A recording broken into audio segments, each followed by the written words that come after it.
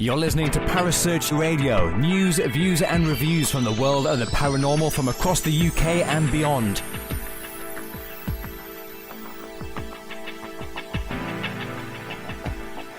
Find us on Facebook, Twitter and the World Wide Web. Parasearch UK Radio.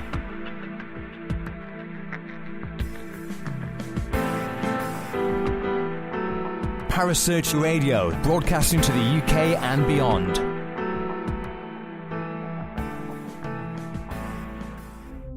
The views and opinions expressed by presenters and guests are their own and do not necessarily reflect the official policy or position of Parasearch Radio or its affiliates and sponsors. Listener discretion is advised.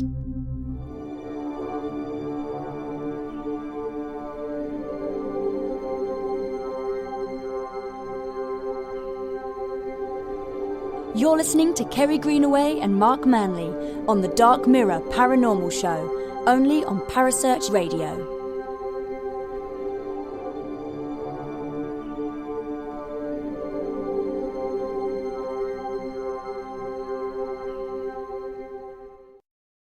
Good evening and welcome to the Dark Mirror Paranormal Show. My name is Kerry Greenaway and tonight in the studio I'm joined by the lovely Carl Hutchinson. Good evening, Carl. Good evening. And Gemma. Gemma's with us. Good evening, Gemma. Good evening, Gemma. How are you? Unfortunately, poor old Mark Manley. Mark Manley? Lee. Who the hell's that, I ask? Mark can't join us tonight. He's very, very poorly with an ear infection throat thing. Is that what we're doing thing, with? Bless. Well, you know, it's all ear, nose, throat type thing that he's got going on. He's in a lot of pain, so he can't join us tonight. But we are here. We are bringing you your usual Friday frivolity tonight. And we're talking about the devil's footprints. Aren't we, guys? We are indeed. Okay. Well, tonight is the actual anniversary of said devil's footprints that happened in the Exe estuary down in Devon. Now, what do we know about this? Do we know a lot about this, or is this just a fable or a folk tale? The only stuff that I sort of knew beforehand, before I started looking at the research, was it happened on a snowy night, as the mythology and all that sort of malarkey kicks in. It was a dark, crisp night when the snow was laying on the ground, and these footprints appeared. It's equivalent to it was a dark and stormy night, isn't it? It's very equivalent to that. Yeah, exactly. But according to reports, there was these certain footprints that appeared in numerous locations over the Devon area, and yeah. And not just on the ground either. No. On roofs and narrow walls, gardens, courtyards. You know, in all fairness, I believe that the whole story starts like any good horror story. Mm-hmm.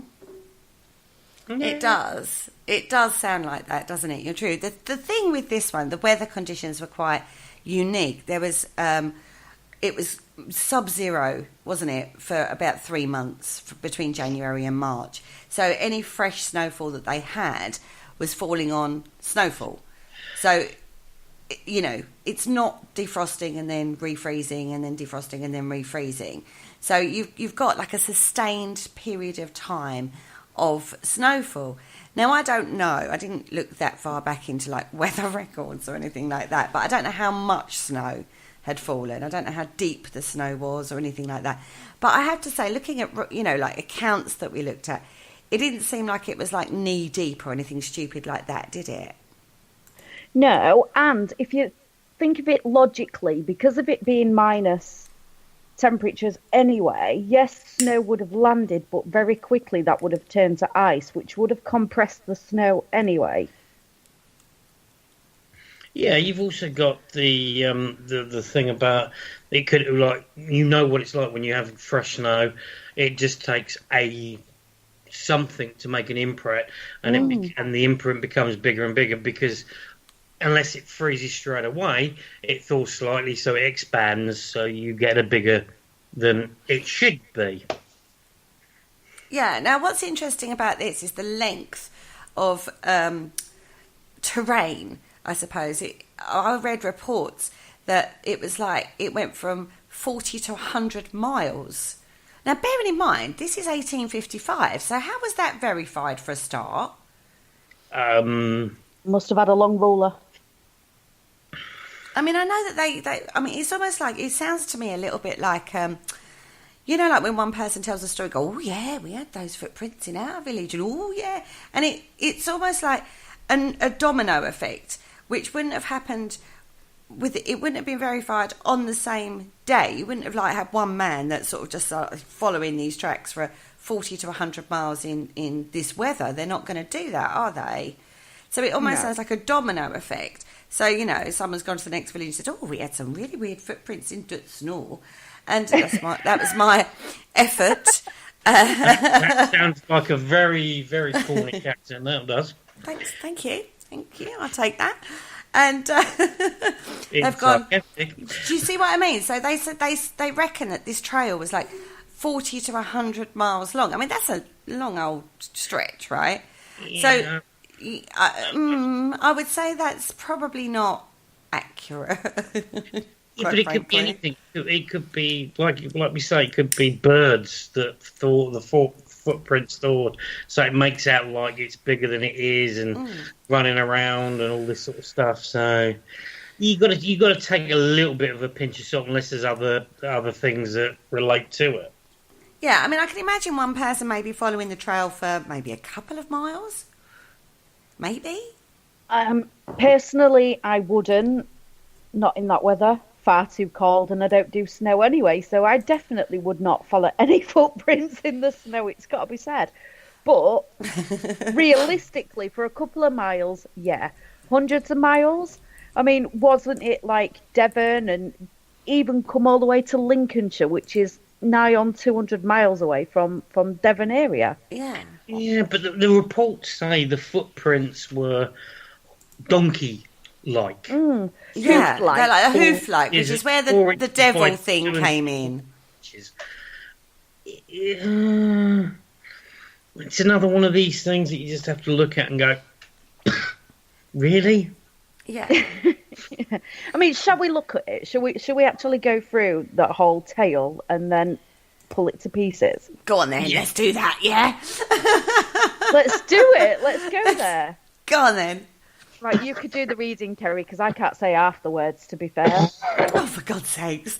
I'll just chip in when I feel like it. How about that? Okay, so this is one of the news reports that described the event, okay? It appears on Thursday night last that there was very heavy snowfall in the neighbourhood of Exeter and the south of Devon. On the following morning, the inhabitants of the above towns were surprised at discovering the footmarks of some strange and mysterious animal endowed with the power of ubiquity, as the footprints were to be seen in all kinds of unaccountable places, on the tops of houses and narrow walls, in gardens and courtyards, enclosed by high walls and palings, as well as in open fields. The footprints appeared over a huge area from Exmouth up to Topsham, and across the Exe estuary to Dawlish and Teignmouth. Some reports also claimed prints appeared even further south at Totnes and Torquay, and as far away as Weymouth, Dorset and Lincolnshire. First-hand evidence of this event is rare. Okay, then we went on to the first written account, sorry, because I didn't paragraph it properly. But sorry about that, everybody. But that was what a newspaper report how that was reported. So it's interesting, isn't it? The places that it was supposed to have seen. And as I say, I go back to 1855. It does make me question how reliable that expanse of area was taken in. It doesn't give sources as to who reported it, where it was reported. I mean, the first written accounts of this was actually appeared in a collection in 1950 from Reverend H.D. Ellercombe, who was the vicar of Clyster St George in the 1850s. Now, he actually was one of the people that went out to look at these, which actually, as a vicar, and you've got cloven hoof prints in a single formed line. It wasn't like somebody had walked, it was like a single line. They were quite religious back then, weren't they? Mm. Yeah, but can I just go back to the exact words that appeared in the appeared in the news article? Let me just go back to it. In unaccountable places, on top of houses, narrow walls, in gardens, courtyards, in high walls, paling, as well as open fields. The key to me to that, what would you say could access all of those areas? On a natural level? Animal or bird, yeah. Yeah, exactly. I mean, how many animals can scale up to a roof? Exactly. Are we talking a roof of a 2-story building? Are we talking a flat? Because was there any trees nearby? Because that could all impact on it, So without knowing the full ins and outs of the actual location, it's going to be really difficult to pinpoint exactly what it could have been. But at the end of the day, the key things were unaccountable places on top of houses. What happens on top of houses? You get birds, you get animals. Yeah. On tops of houses. Sorry, my PC's just turned off. So well, that's just rude. That's just rude. On top of houses, narrow walls, top of walls. What happens on top of walls? You get birds. Mm-hmm. Enclosed gardens which have high walls, as they state in it, that have high walls that you can't get into if you're a human. So what gets in there? Something flutters in, lands. Yeah. So, but I will say this: they don't look like bird tracks from the description given by Reverend Ellercombe. No, birds. What birds have hoof-like footprints? Correct. I mean, he says is a thing that lands. You got a back tail on, and then either one or two. Yeah, like that's a tripod-y sort of. Yeah. Yeah. I mean, the description given by Reverend Ellercombe was this.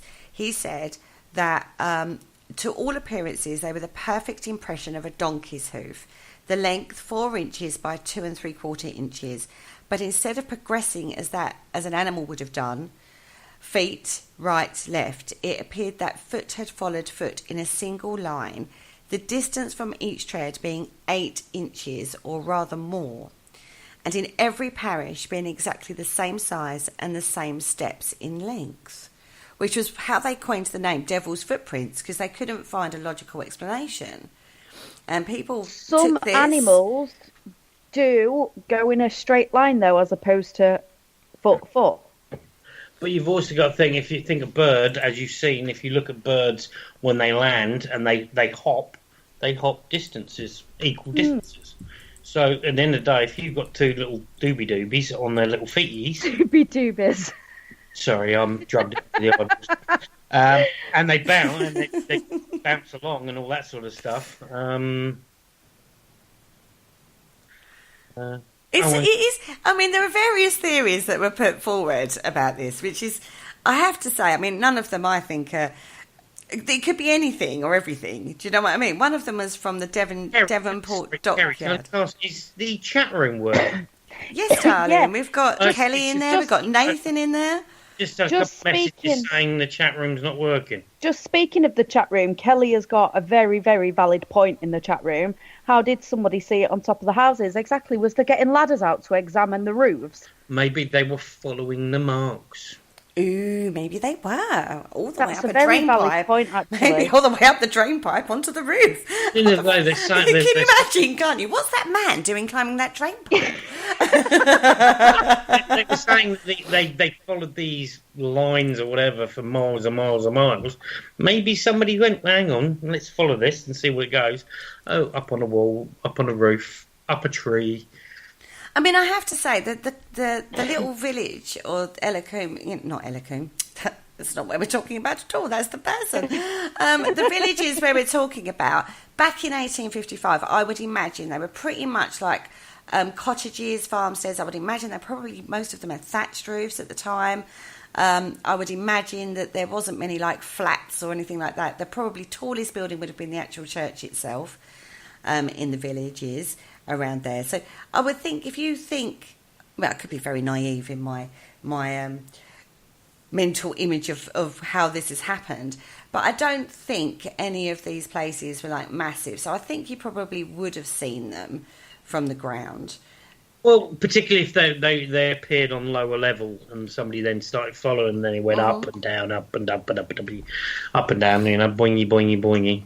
Yeah. And somebody followed it. You potentially that you then got that whole scenario of you look at it and you try follow it, and you're trying to put 1 and 1 together and making 7. Yeah, and as if you listen to the lovely Matthew Hussey, 5 + 5 always equals 10. Exactly. Now, one of the most agreed upon theory is that the Devonport dockyard had released an experimental. I love this one. Every weird phenomena, they always go, it's a weather balloon. Weather balloon. Of course it was. And it travelled across the area, trailing. Yeah, it was a weather balloon. Sorry. Weather balloon in 1855. Yeah, 1855, yeah. Really? Oh, it's just one of the theories. And it had broken away from its mooring shackles. We need a proper historian, then, don't we? We need a proper historian saying weather balloons 1850. Any historians in the chat room that can just, or have a quick confirm. Google around. Or have a quick Google I'm around. Googling now. Gemma's on it. I'm on it, I'm Googling. And it was the mooring shackles that were sort of bouncing along. But, right, we're talking rural areas. And it's been argued that would a balloon have travelled such a random course? And would it have not got tangled up somewhere? Wouldn't it not got tangled up in like a bush or a tree at some point? Well, Can I just put something out there? Of course, it's the Dark Mirror Show. If you're talking Roswell and you're talking flying saucers, you can potentially put that yarn about it's a weather balloon and debris. But we're talking footprints. Unless this weather balloon has 2 little feet bouncing up and down at regular interviews as it goes up and down on... How's it producing the footprints if it's a weather balloon? It's the shackle, the mooring shackle, they reckon, that was making it as it bounced up and down. But for me, it seems too regular. And a shackle does not look like a hoof print. No. Well, it's one of the theories. I didn't make it up. I found it on the internet. So another bizarre theory is that it was a kangaroo that had escaped from a private zoo near Sidmouth. So one of the first people to use weather balloons started using it in 1896. See, that blows that theory out the water then. That was launched in France as well, so that wasn't even launched in the UK. Wow. Yeah, so we can poo-poo that and slash on that routine. So And there was designed to stay at constant altitude for long periods of time to help diagnose radioactive debris. And that was experimented in 1958. So I think we can rule that one out. We can definitely rule out the Roswell weather balloon phenomena. Yeah, okay, debunk that one. Okay, kangaroo. Although I have to say with this one, I don't know any kangaroo that when they're bouncing along, bounces 1 foot in front of the other. I would say this with this one. But there is a phenomena, and we have that in Kent, where we have Pluckley. And the famous thing in the Screaming Woods about an escaped wallaby and a kangaroo.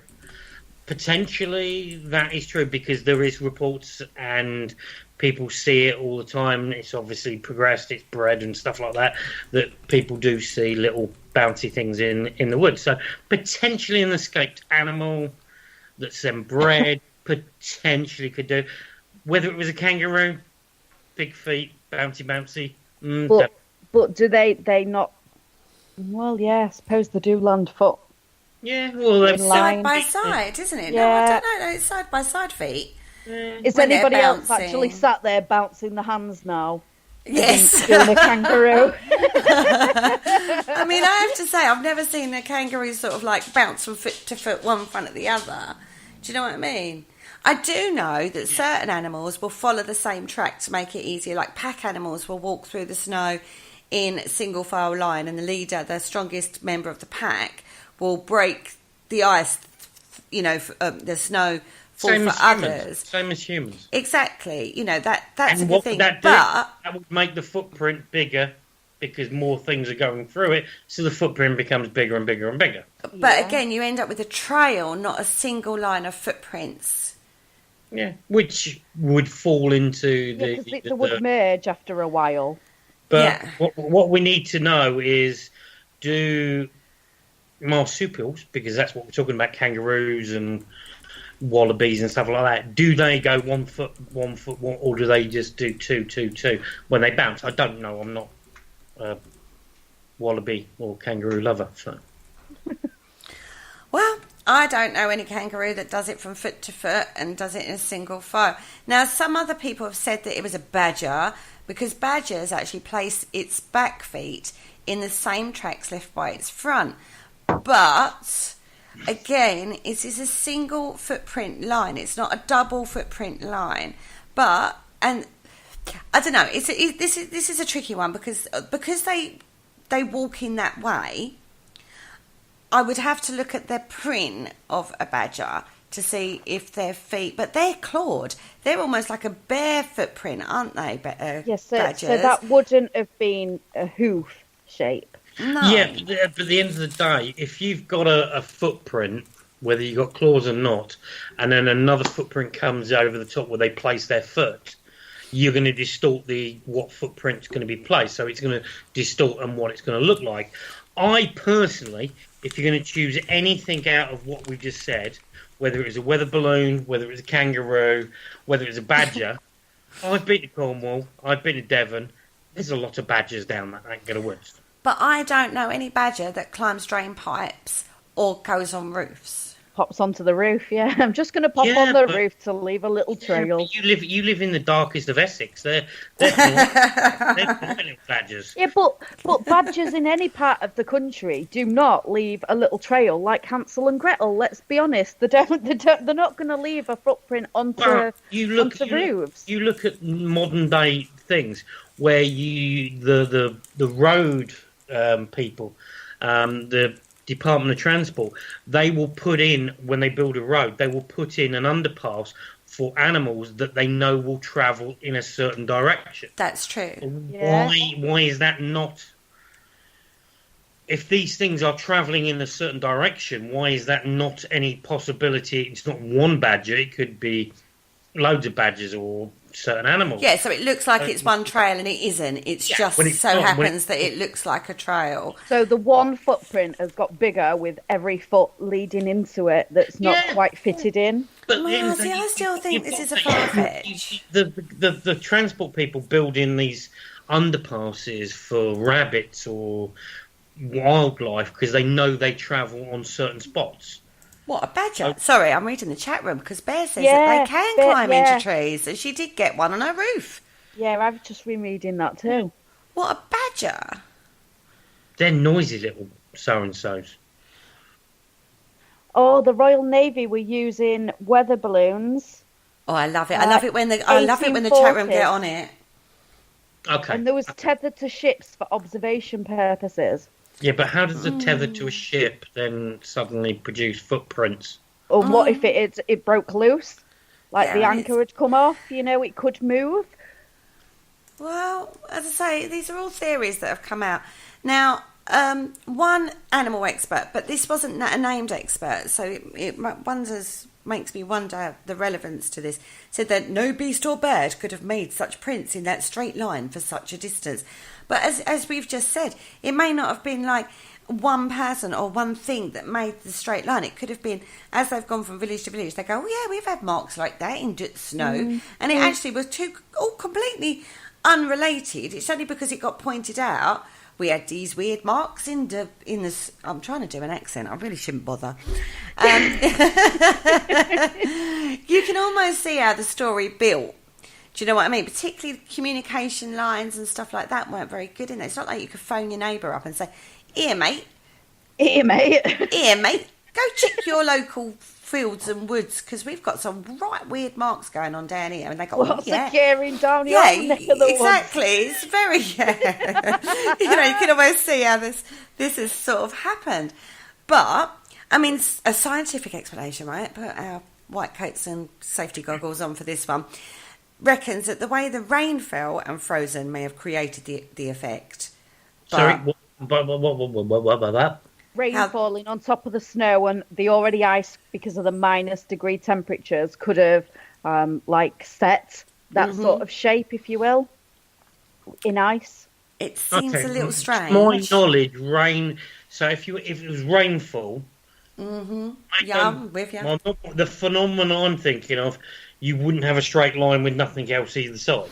I'm with you. No. The rain don't just fall in one straight line and stop, does exactly. it? It moves across. No, that's like saying it's devil's footprint going on. Rain. No. Rain's not going to work because if it was rain, you'd have it all over and you'd have multiple prints. But the phenomenon says it's one line of footprints, blah, blah, blah. I mean, it does say that the effect has never been recreated in regards to the rain causing the so-called footprints. But what about a wood mouse?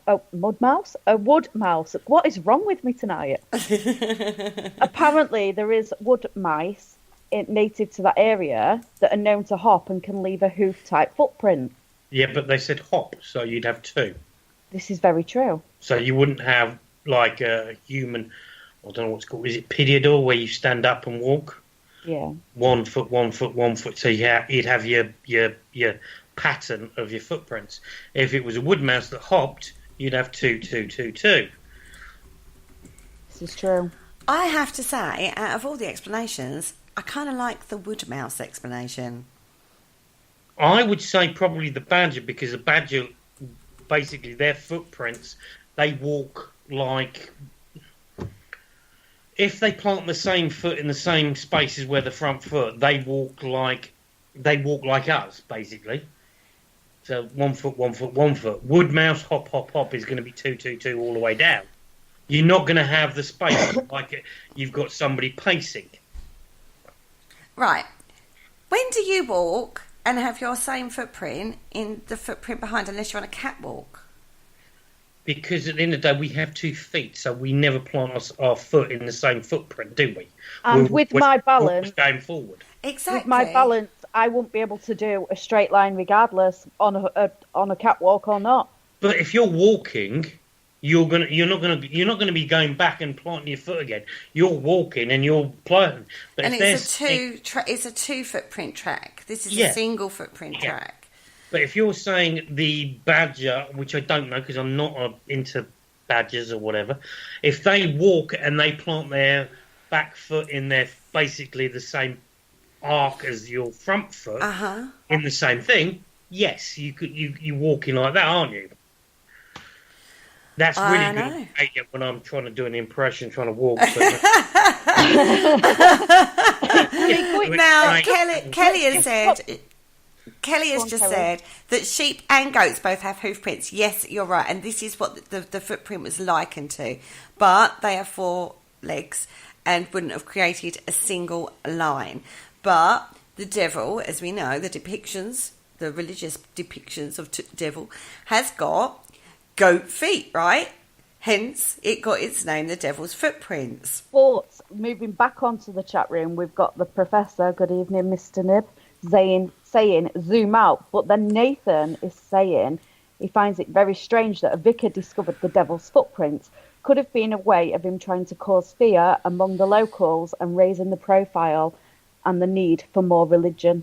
Well, it did, because what happened was people got scared to go out after dark, and congregation did rise after said event, allegedly. But I don't think he discovered it. I know he looked into it. But would it not have been his position to look into it back in that day? Well, if you think the devil's walking, you can imagine some housewife going, "Oh my God, the devil's just walked through my garden and up my drain pipe and across my roof. I need to call the vicar." I say that every time my kids walk into a room, to be honest. It is like, oh, the devil's here. I sort of understand that, because back in those days it was religion. But flipping it on its head, isn't there modern time reports of footprints in the same sort of way? Well, there are others, yeah, which we'll go on to. Now, I have to say, I found this very timely, shall we say? Timely. Now, in 2009, a lady called Mrs. Wade, who is actually a retired local government officer, she says she woke after a snowfall to find these footprints, the same footprints stretching across her garden. And her garden, get this, was 60 to 70 feet. That's a nice garden, is all I'm saying. That's a huge garden. I'm not cutting that grass. I know, right? Got to get a gardener in for that one. Or a gardener. And she says that they were in an arch shape running from below her window to the other side of her garden. Quoting, she says, "I looked in the garden and it really intrigued me. It was a complete blanket of snow. There was no other marks in the snow at all. And I cannot believe what I saw. The footprints were in the shape of a cloven hoof." Now, she called in the Centre for Fortean Zoology, right? And they dispatched a zoologist, Graham Inglis, to have a little look at these footprints. Now, they were between 5 inches long with a stride of between 11 and 17 inches. That's quite a lot. So that's getting bigger. So in the 154 years since the time when there was first noticed, they've grown. Yeah. And maybe, people grow up, so maybe it was a little hoof earlier. It's a little devil and it's a big devil. But again, the snowfall, right? I'm not being funny, but I'm not the devil. Well, I could be. But the devil comes from fire. Why would he come out and play in the snow? Maybe to cool its cool down. Yeah, I'm a bit warm. Maybe his feet were getting a bit hot. You know, he's got a bit hoofy hot. Oh my God.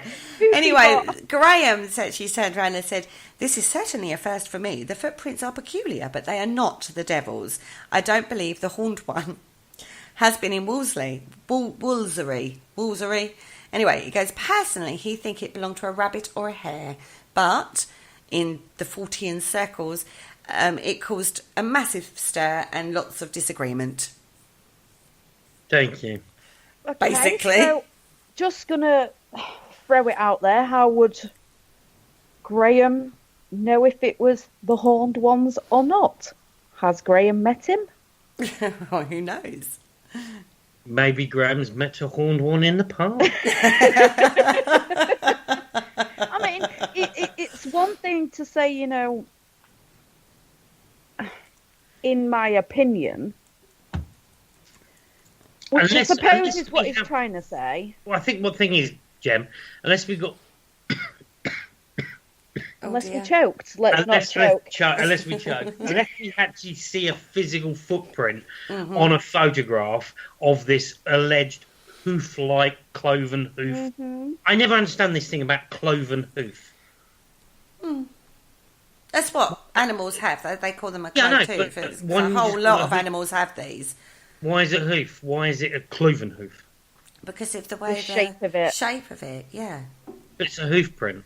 But not like a horse's hoof. It's an animal footprint. Not like if you actually looked at a horse's hoof print, yeah. The reason is in something that goes like a clover, which has multiple areas of it. No, it's like two things, isn't it? It's like two ovals with a semicircle round it, isn't it? A clove. It's like a split. It's like a split in the hoof. Which is clothed, which is called clothed or cleaved. I've got it. Yeah, that's what it looked like. Physical evidence of this, like we can't judge whether it's a hoof or not. And this is the other thing, you know, going back to the pictures, all the pictures that I've looked at online are all slightly different. Yeah. Because we haven't got an exact picture. We are just judge. Yeah, pie in the sky, isn't it? It's a pie in the sky kind of thing. So I was like, right, okay. So, fine, this happened, 1855. All right, this lady is supposed to have had it in 2009. Very little details on this again. No photographs. Couldn't find the original source of this. Can I just go back to one thing, Kerry? Yeah. In 2009, this retired government operative saw footprints in her garden, and then all of a sudden, she's now then got somebody from the Centre for Fortean Zoology. Oh, yeah, just like that, just really quickly. Just like that. Because your average Joe would think, oh, I've just found these footprints in my back garden. I know. I'm going to ring my mate Graham, the zoologist. And it's being the nature, unless it's that period of time, you're not going to be down the same day, maybe a couple of days later. Are we talking the footprints are going to be slightly melted? Or was it that cold? Don't know. That's all the details I could find. I couldn't find any other verifiable information on that case. That was literally it. So it doesn't even state whereabouts in this massive garden the footprints were. Was the at the very bottom, which went onto fields. Yeah, there was no case study that I could find on it. I literally found, and that was basically a newspaper article on it. That routine, we'll gloss over that one because at the end of the day, it could have been anything. We don't know the timeline from when she noticed them to when this person from which sounds a very posh place to go to. I don't think they'd let me in. I don't know let me in either. Fortean, the Centre for Fortean Zoological Orders. To be fair, I know a few people from the Centre for Fortean Zoology, and they go and look into all sorts of cases of weird and strange animals across the globe. Fascinating. Just a scenario. Maybe you should text these people that you know at the CFZ and see how quickly do they respond to a case. Well, I'll tell you what, I will example it. I'll ring them in the morning and say I've got some footprints in my garden. Just say we've got a dead footprint. Can you send somebody down? It's a hoof shape and it's in snow. They might go, it's not been snowing. I mean, like, it's all melted now. You could have phoned me like 2 weeks ago when it was proper like snow and everything. It's like deer tracks, actually. They don't go up drain pipes, they're across roofs. Yeah, but no, not in 2009. They're not talking about going up roofs and drain pipes. No, he's saying it's a We're deer talking track. just on their garden in their 60 to 70 foot garden. Oh, right. Okay. Well, yeah, that's a possibility, I would say, particularly in a rural area. There are lots of deer around the UK, more than you think, even some near me. In fact, my little island, I didn't think we had any sort of like, we have foxes and badgers and hedgehogs, but we don't really have anything else, right? Honey badgers? Definitely not a honey badger. But when I was walking my dog the other week, I saw a squirrel. And I wouldn't have said we had like enough trees on the island for a squirrel, but I saw it with my own 2 eyes. I was like, F me, that's a squirrel. You were gobsmacked to see a squirrel. Or anywhere on the island, where I live, on the island I was. As I say, we don't have forestry or woods. It red or grey? It was grey. Common. Okay, well, I mean, I'm not saying it was unusual. I'm just saying I was surprised to see it. Right. Anywhere with trees and wooded areas, there is more than likely going to be some form of wildlife. Just down the road from me on the M180, we are always seeing poor dead deers on the motorway because they come straight off the wooded area straight onto the motorway. Yeah, it's really common, and they're really, they are really common in the UK, a lot more common than people realise, I think, deer. Have to say, I was in Epping Forest one night, right? And I know that there are deer in Epping Forest, right? Great big herds of deer. Anyway, I freaked the goddamn crap out of me when I turned around and saw the eyes in the bloody light. We have here in Kent, so yeah, it freaked me right out. I wasn't expecting to see it so close. To be fair, you think going back in those days, there wouldn't be so many houses, there wouldn't be so many populations. So wildlife of that time were probably bigger. Like there's probably more deer, there's probably more badgers, there's probably this, that, because of the countryside. Yeah. There wasn't so many houses, so it's probably more populated by wild animals. You would so think potentially there could be these things getting bigger. You've seen scenarios where badgers are the size of whatever, this, that, and the other, in a kitchen sink. So potentially back then, when there wasn't so many people encroaching on their terrain, these animals could have got bigger. But isn't it the same as when somebody goes fishing? You know, I caught a fish and it was this big, and then before you know it, you've gone round your friends, and this poor little fish that was like 2 centimetres has gone to being a foot long. Mm-hmm. The biggest fish ever caught, you know? Sounds like men talking about things. And... Yeah, I was just about to say that. Yeah. It's your average 6 inch, isn't it? Let's be honest. But, I mean, if we look at it like in terms of the sizes and the footprints and stuff, did you see that? Moved it back on track. So that, like, one of the other cases was 1840 with Captain Sir James Ross. Yes. And he said there was 3 inches and 2.5 inches wide in 1840. So in 1840 there was that. So the size is increasing as the years have gone on. Well, it could be the devil is growing. The amount of evil people in the world. There's a little baby devil that's getting bigger over the centuries, and he just likes to walk in snow. Like humans do. Like when I was a knee high to a grasshopper, my feet weren't then. When I'm now I've got size 12 feet. So. You imagine him just going, I like to play in the snow. He's embracing his inner child, for God's sakes, everybody. You know, he's never grown out of wanting to play in the snow. Now, this particular one that you're talking about with Captain James Ross actually happened on an island. Yeah, it's called the Desolation Islands. And Captain James Ross is actually a very famous captain of Antarctica, basically. He did a lot of work and expeditions up there, cataloguing the plant and animal life. Whereabouts is this island? In Antarctica.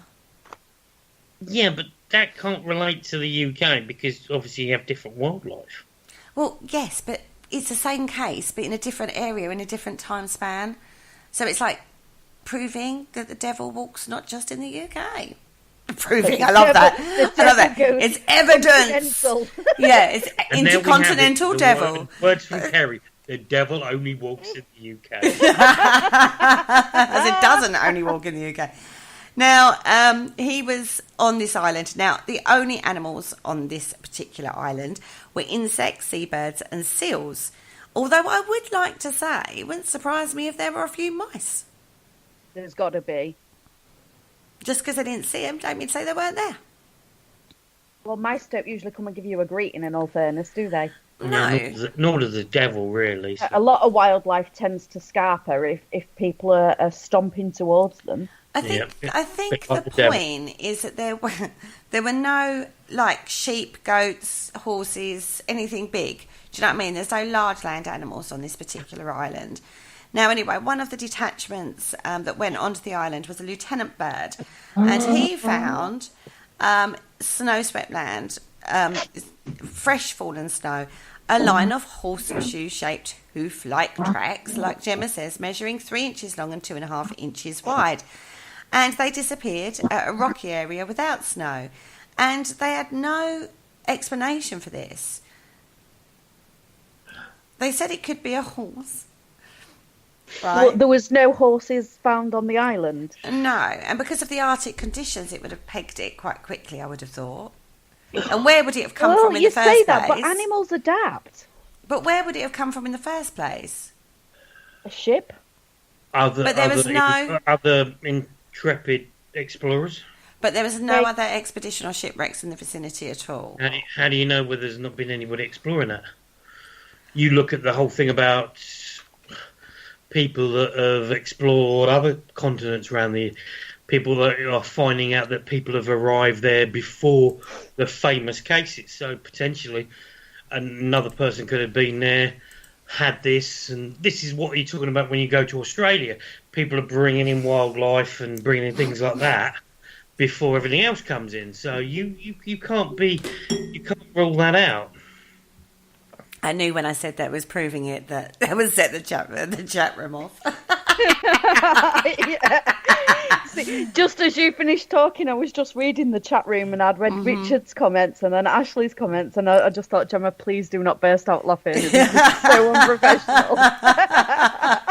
The chat room can be be a dangerous place to read when you're trying to be serious. Very dangerous. I can't see the chat room, so I haven't got a clue what people are saying. Well, sometimes they're being very intelligent and giving us good answers in there. And other times they're calling me out and saying things like, it proves the devil walks the earth. or Richard with his, well, that's what he told his wife. And there is another case in 1945. Now, this happened in Belgium. A curious set of bizarre prints were found in the snow on a hill behind a place called the Chateau de Morvay. The hoof prints measured 2.5 inches long by 1.5 wide and were composed of a series of a pair of 2 prints 9 inches apart. They formed a perfect single line of tracks spaced 12 to 15 inches apart. Now, it was as if whatever had made them was hopping along.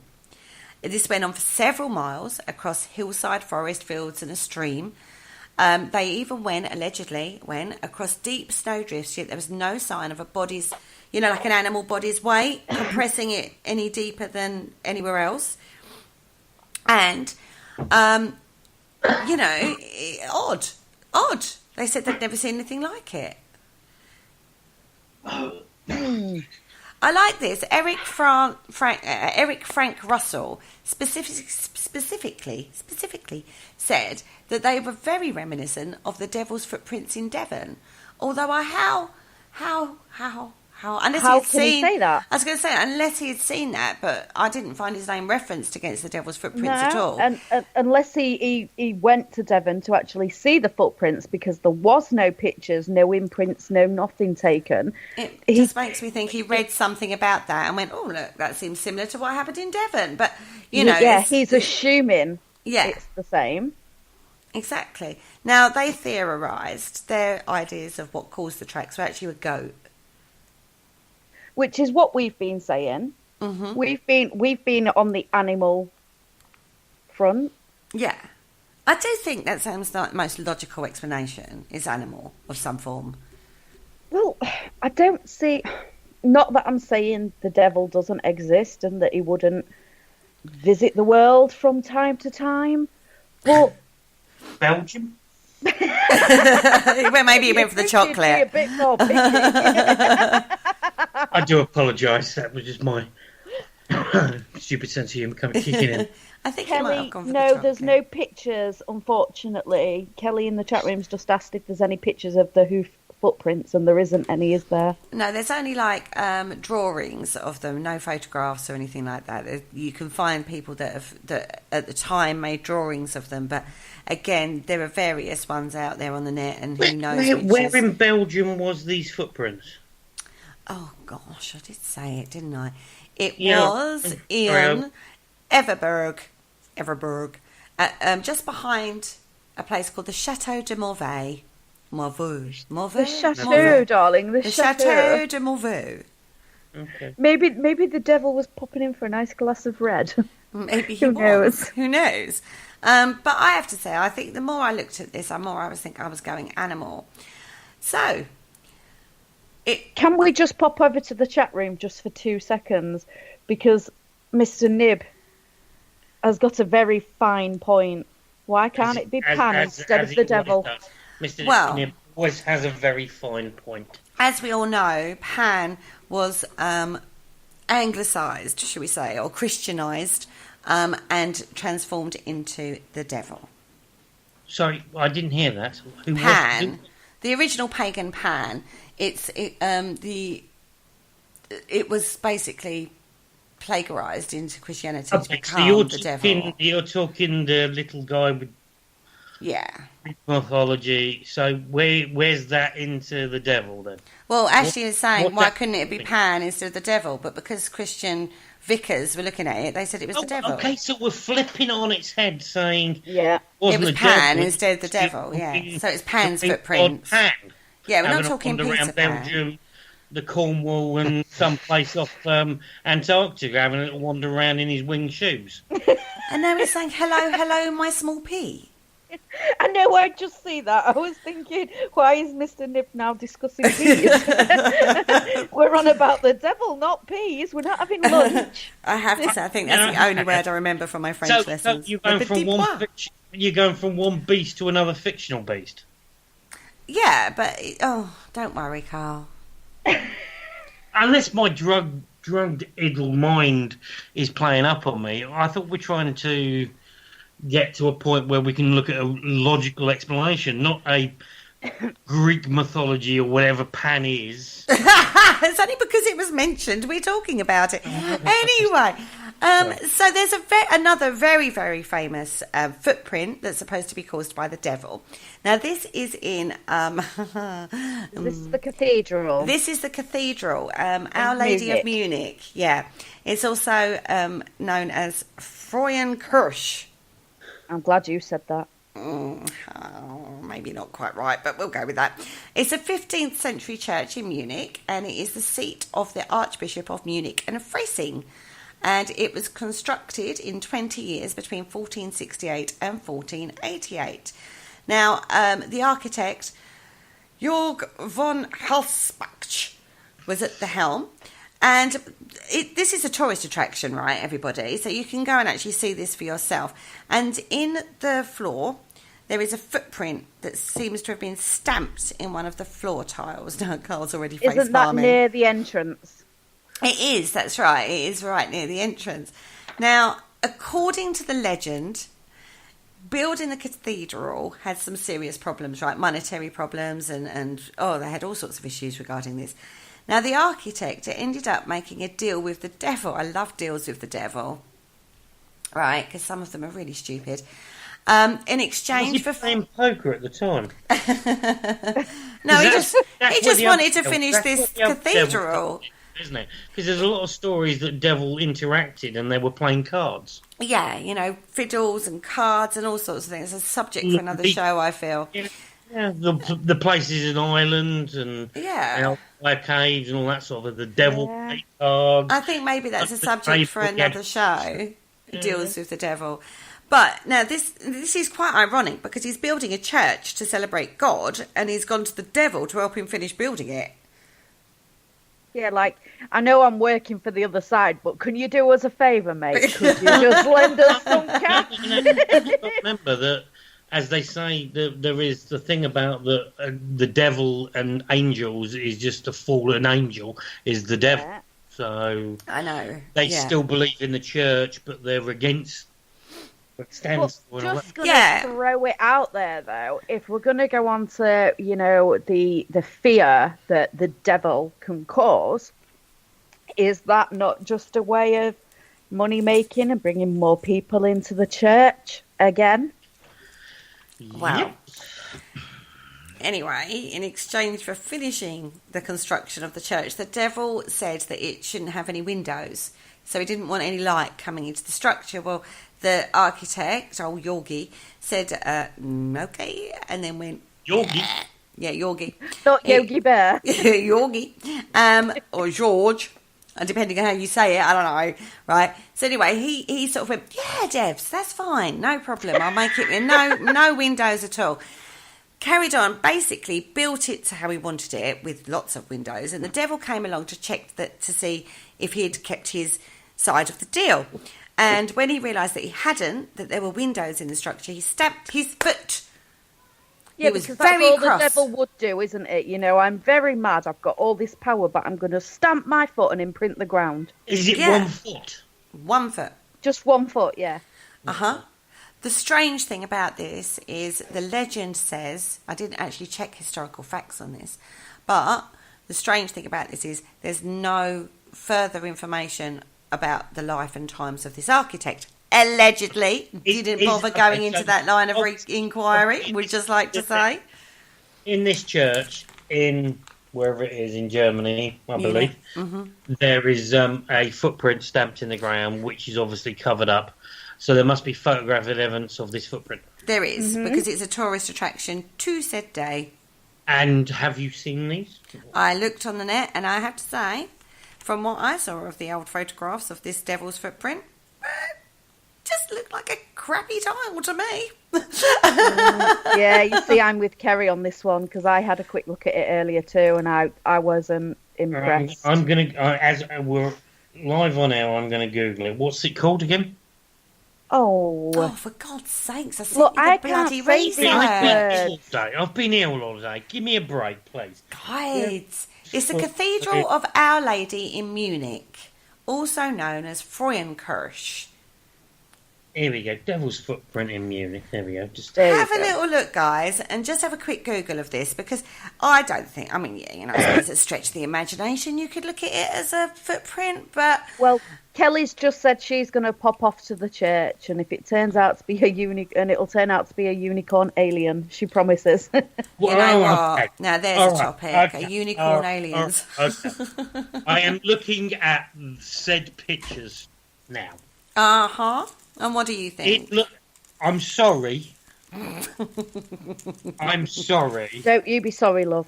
Okay. It looks like a footprint, as in somebody in a shoe. There is no hoof there. Are we talking Doc Martens? Yeah. I've seen it. Yeah, I've seen it. Yeah, That's a shoe print. that doesn't look very devilified to me. Where's the hoof? It doesn't even look like a hoof. To me, a hoof is short. A hoof. To be a hoof. Yeah, But the legend says it's the devil's. That looks like some Irish builder going, oops, there we go, never mind Seamus. We'll just keep that there in there. I love it, they're all saying it. It's a shoe. Well, maybe the devil grew up and decided that his old image of like horns and hooves and tails and stuff was a little scary, and he needed to appeal to the masses a little more. So he transformed himself as shape-shifting devils can do. 36,000 pages to indicate it's a shoe print on Google. I mean, in all 36,000. I think that gives it away. I mean, let's go back to the dates on that. So that was in 1468. Sorry. Yeah. So that was okay. 1468. So you know, we're limited on shoes back in that day. It's a sandal print. It's a sandal, exactly. Probably worn with socks. But they had to make a good tail around it to leave it in place. Otherwise, maybe taking that particular tile up meant they would have had to have relayed the entire floor. So they made up a really good legend that draws people to the cathedral to this day. And we all know cathedrals, any tourist place, I would just like to say, has many money traps in it. Buy a candle, buy a Bible, buy a prayer, buy a this, buy a that. And it's probably a huge source of income for the cathedral. So they're going to carry on with the tale of the devil's footprint. And on that note, my beauties, if it brings people in... Before you end, Kerry, there is a website. Oh, easy there, Tiger. Where does your footprint match the devil's footprint? And it is thousands of pictures of people in shoes next to this footprint. I'm sorry, that's a shoe print. That's a sandal print. That's not a footprint of a hoof. Unless the hoof was wearing a sandal. It didn't say it was a hoof print. It just said it was a footprint. Footprint. Yeah. I mean, I mean, the only thing I've got to say on the matter is, and I always say this because, you know, people have all these thoughts in their heads. People have all these ideas, and who are any of us to say that it's not true? If people want to believe that, then that is their choice. Okay. I agree with that, but when you get photographic evidence that it's supposed to be a hoof print, when it's a shoe print or a no, it said footprint, but it still looks like a sandal. It's not a footprint. That is not a footprint. That's Carl off of the night, ladies. Unless you don't have any toes and your foot is the size of a shoe. Anyway, we've come to the end of the show, my beauties. I think we all guarantee that that's just a good old shoe.